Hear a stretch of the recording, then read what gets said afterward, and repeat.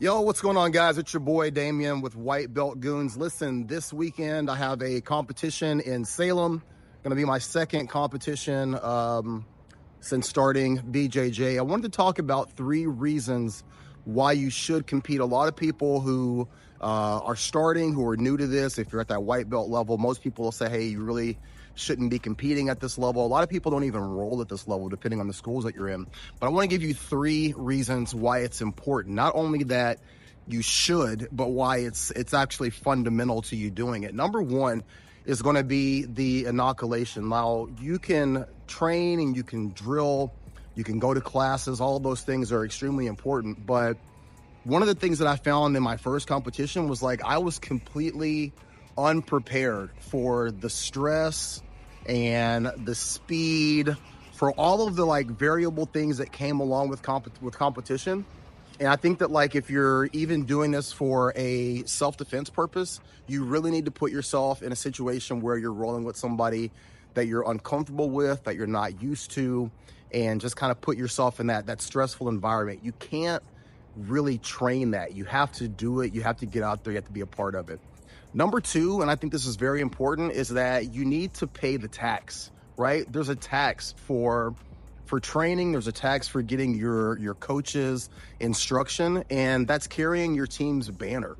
Like for any competitive program, whether it's football, basketball, martial arts, anything, you know, your team, they only get people to be a part of that, like moving forward, if they're there. And I want to explain this a little bit more. Like part of having any sort of program is having your name out there, having people see that there's an option to compete, having people see that there's an option to be a part of that team program or that competitive program.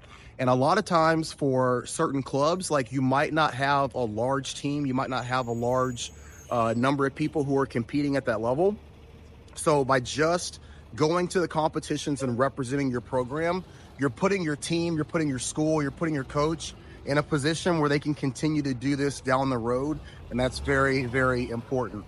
Number 3, and lastly, is that it's important for you to test yourself. It's important for you to test yourself in that situation with the people that you're competing against, but also just test yourself in terms of, is this something that you really want to do? You might not know if this is what you want to do going forward. You might not know if you want to put a lot of time and effort into it.